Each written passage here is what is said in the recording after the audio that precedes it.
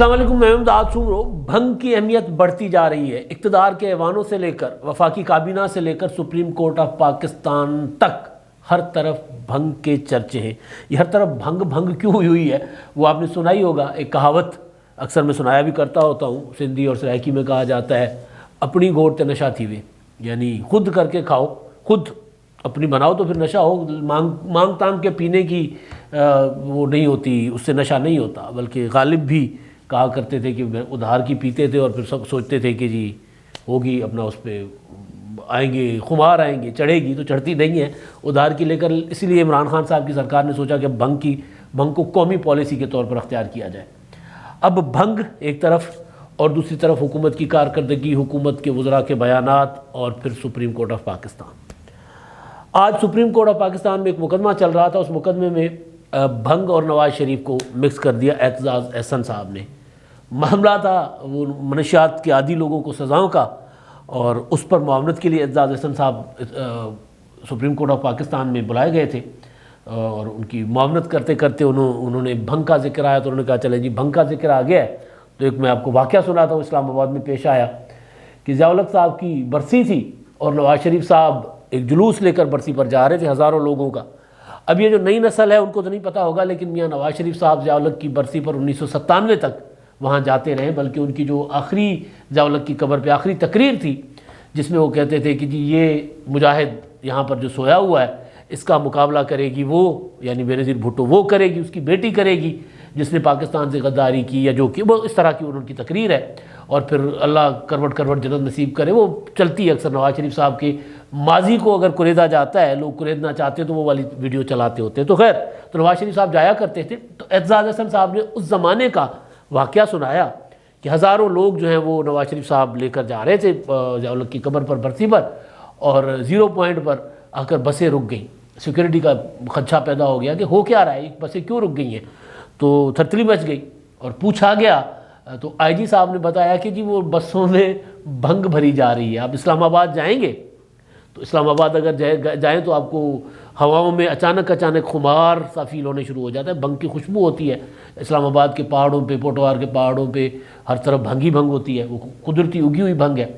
تو وہ وہاں پر آپ جائیں گے، جو بندے ریگولر نہیں جاتے اور نئے نئے جاتے ہیں اور وہ کسی اس کے عادی نہیں ہوتے، کبھی انہوں نے بھنگ جیسا قومی مشروب نہیں پیا ہوتا، تو وہ پھر ان کو خمار چڑھنا شروع ہو جاتے اسلام آباد میں پہنچ کر۔ تو وہ اسلام آباد پہنچے لوگ اور انہوں نے وہ گاڑی میں بسوں میں بھنگ کاٹ کے بھرنا شروع کر دی۔ ظاہر ہوں گے وہ جو اپنی گھوڑ تے نشہ تھی، وہی اپنی جو ہے وہ بنا کے پینے والے ہوں گے تو انہوں نے بھر دی۔ تو اعتزاز صاحب نے واقعہ سنایا، لیکن مجھے جو میں دیکھ رہا ہوں مسلسل ایک سلسلہ چل رہا ہے وزراء کے بیانات کا، کسی کی آڈیو لیک ہو رہی ہے، کوئی ایسی بات کر جاتے ہیں کہ لوگوں کے دل جل جاتے ہیں۔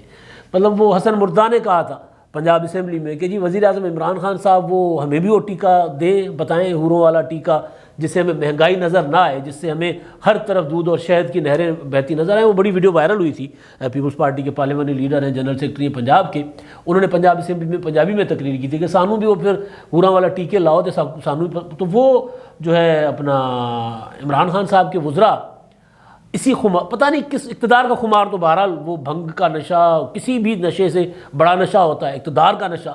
تو اقتدار کے نشے میں ایسی باتیں کر رہے ہیں، ایسی بے پر کی چھوڑ رہے ہیں کہ، اور دوسرا ایسے آپے سے باہر پھر رہے ہیں۔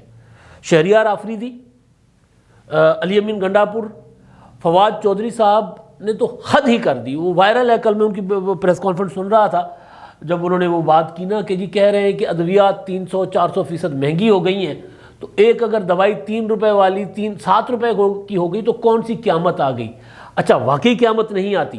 وہ جسٹس وجی الدین احمد صاحب نے کہا کہ جی عمران خان صاحب کا گھر جو ہے وہ ان کے مالی سہولت کار چلایا کرتے تھے، انہوں نے جہانگیر ترین صاحب کا نام لیا کہ 30 لاکھ شروع میں دیتے تھے اور اس کے بعد وہ اس پر بھی گزارا نہیں ہوتا تھا تو 50 لاکھ جہانگیر ترین اور دیگر لوگ دیتے تھے۔ تو ترین صاحب کی تو خیر اس پر وضاحت آ گئی ہے، انہوں نے ٹویٹ کر دیا ہوا کہ عمران خان صاحب کے ساتھ میرے تعلقات کس طرح کے بھی ہوں، لیکن ایک بات ریکارڈ پر آنی چاہیے کہ میں نے نیا پاکستان بنانے کے جذبے سے پارٹی کے لیے کیا جو کچھ کیا، عمران خان کے گھر پر میں نے کوئی 1 ٹکا یعنی 1 پائی بھی خرچ نہیں کیے۔ جہانگیر ترین صاحب نے اس کی وضاحت کر دی ہے، تردید کر دی ہے، لیکن یہ تو مطلب کوئی بندہ انکار نہیں کر سکتا کہ عمران خان صاحب کا گھر جو ہے وہ خود نہیں چلاتے. وہ اب وجی الدین احمد صاحب نے بات کر لی, تو وہاں جو گھر بندہ خود نہ چلائے تو ان کو تو وہ مہنگائی نظر نہیں آتی. وہ روزانہ کی بنیاد پہ عمران خان صاحب اٹھ کے جو بات کر دیتے ہیں نا کہ جی وہ اپنا پاکستان آج بھی دنیا کا سستا ترین ملک ہے, ایک طرف اشیاء کی قیمتیں بڑھا دیتے ہیں اور ساتھ ہی بیان دیتے ہیں کہ ابھی سستا ترین ملک ہے, یعنی پاکستان کو دنیا کے مہنگے ترین ملکوں میں تیسرے نمبر پہ ہے میرا خیال ہے اس وقت, لیکن اس کو نمبر 1 پہ لانا ہے عمران خان صاحب کو. باقی جو 2 ہے نا پاکستان سے مہنگے ملک, ان کے مقابلے میں اوپر جانا ہے. یوں مہنگائی کا راکٹ جو ہے نا, راکٹ کی طرح مہنگائی پاکستان کی, مہنگائی میں وہ جو اپنا رینکنگ میں راکٹ کی طرح اوپر لے کے جانا ہے گراف پاکستان کا. تو عجیب و غریب قسم کی نا اسٹیٹمنٹس دے رہے ہیں. مطلب ایک طرف وہ بھنگ کی قومی پالیسی ہے پر اس پر تنقید تو اچھی نہیں ہے. بھنگ کا معاملہ جو ہے اس میں اس کی وجہ یہ ہے کہ بھنگ ادویات میں استعمال ہوتی ہے, مختلف چیزوں میں, تو اس کا ایک کاروبار ہو سکتا ہے, ہم اس کو ایکسپورٹ کر سکتے ہیں. اور ہمارے ہاں اگر یہ ہے پاکستان کی آب و ہوا میں اچھی بھنگ ہو سکتی ہے تو اگنی چاہیے, اس میں کوئی وہ نہیں ہے. لیکن ایشو یہ ہے کہ وہ جو بھنگ والا ہے نا بیانات, کہ جیسے لگتا ہے کہ جیسے اسلام آباد کی ہواؤں کا خمار جو ہے وہ پھر نہیں جانے دیتا, ہوش میں ہی نہیں آنے دیتا وزراء کو کہ جی دوائیاں اگر مہنگی ہو گئی تو کون سی قیامت آ گئی. وہ علی امین گنڈاپور صاحب ہیں, وہ الگ سے آپے سے باہر ہوئے, انہوں نے الیکشن کمیشن نے ان پر ایک جرمانہ کیا. وہاں پر تھے اپنا ڈیرہ اسماعیل خان میں, اپنے بھائی کی الیکشن کیمپین کر رہے تھے. انہوں نے لوگوں کو دھمکیاں دیں کہ جی کسی اور کو ووٹ دیں گے تو ان کا کام نہیں ہوگا, پھر وہ داخل نہیں ہو سکیں گے. میرا بھائی الیکشن لڑ رہا ہے, وزارت ہمارے پاس ہے, حکومت ہمارے پاس ہے, فنڈز ہم دیں گے, تو اور کیسے کوئی آ کر منتخب ہوگا اور پھر کام کرے گا. یعنی پی ٹی آئی کا مخالف جو منتخب ہوگا وہ پھر اس کو فنڈز وغیرہ نہیں ملیں گے. یہ انہوں نے صاف صاف الفاظ میں کہا تھا, جس کو ان پر ہو گیا جرمانہ.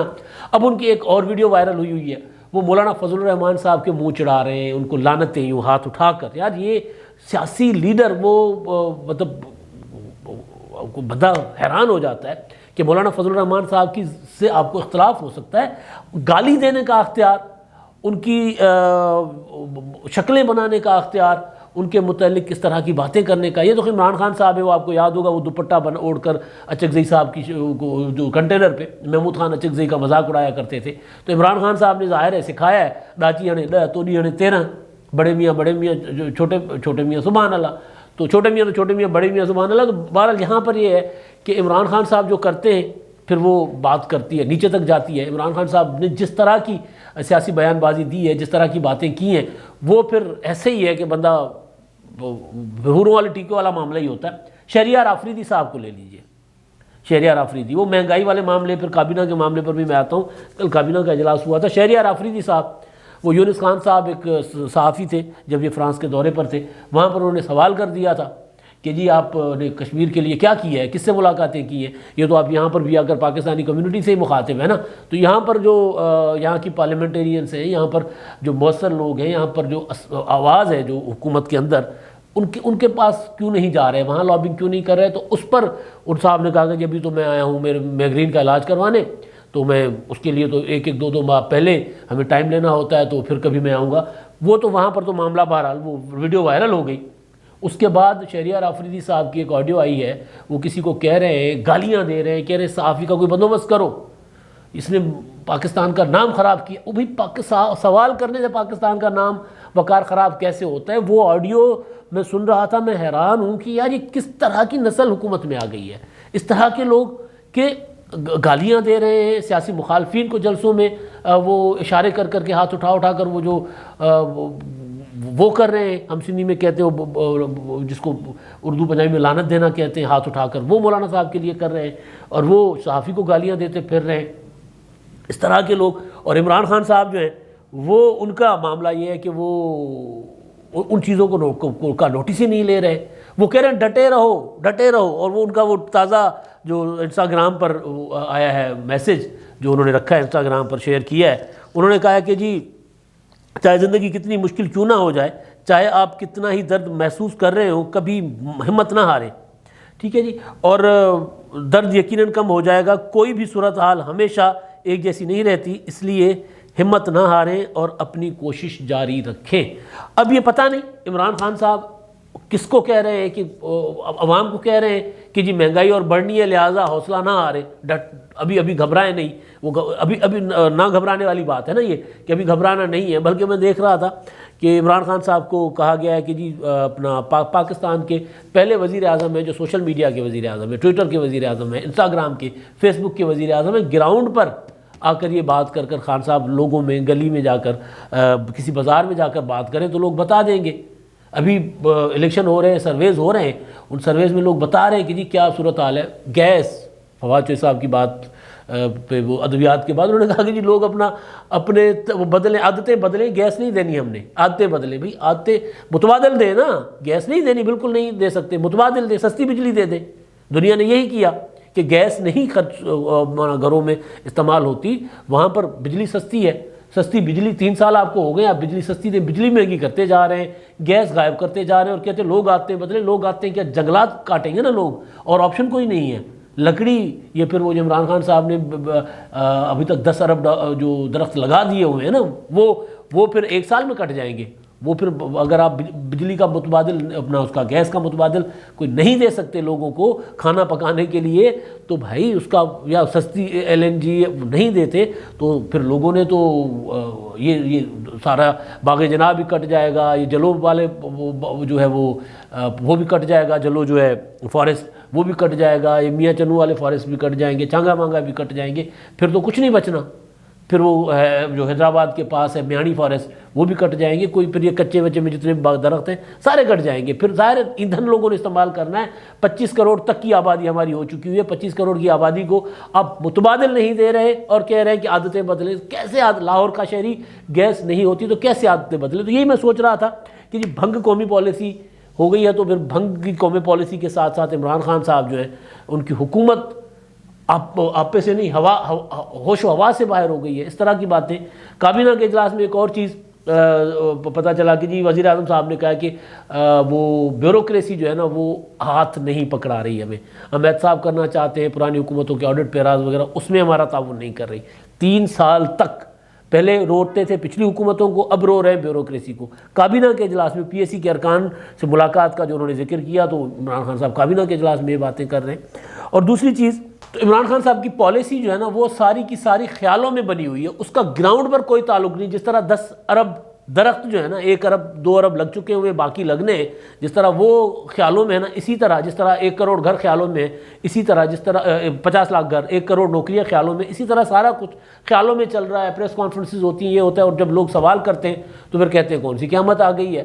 مجھے یاد پڑ رہا ہے ایک واقعہ عمران خان صاحب کی حکومت کی پالیسی دیکھ کر. وہ اس طرح کے خیالی پلاؤ پکا رہے ہیں بیٹھ کر، اور پھر اچانک پھر جب وہ وقت آئے گا تو پھر ان کا وہ خیالی پلاؤ کی ہانڈی جو ہے نا وہ اسی طرح ٹوٹے گی جیسے ایک دیہاتی جو ہے وہ لسی بیچنے جاتا ہے شہر میں، اپنی چاٹی لسی کے رکھ کے، اس میں مکھن بھی ہوتا ہے، کہتا ہے جا کے بیچوں گا، پھر مرغی خریدوں گا، مرغی انڈے دے گی، انڈوں سے اور بچے ہوں گے، پھر وہ بیچ کر بکری خریدوں گا، بکری بچے دے گی، وہ بیچ کر پھر ایک بھینس خریدوں گا، پھر بھینس بچے دے گی، وہ بیچ کر گھر بناؤں گا، پھر شادی کروں گا، بچے ہوں گے اور بچے آئیں گے اور حسین میں کھیلا کریں گے، اور اس طرح میرا گھر آباد ہوگا.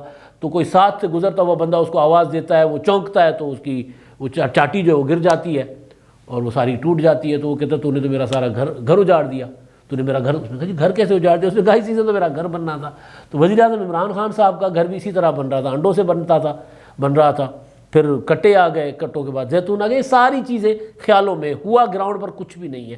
بلکہ یہ تھا کہ وہ انڈوں کے لیے جو پیسے، مرغیوں کے لیے پیسے دیے تھے نا، وہ تک کرپشن کی نظر ہو گئے. اور اب فائنلی حکومت لوگوں کو یہ کہہ رہی ہے کہ اگر ہمارے پاس آپ کو دینے کے لیے کچھ نہیں ہے سوائے مہنگائی کے تو کون سی قیامت آ گئی. اب تک کے لیے اتنا ہی. اللہ حافظ.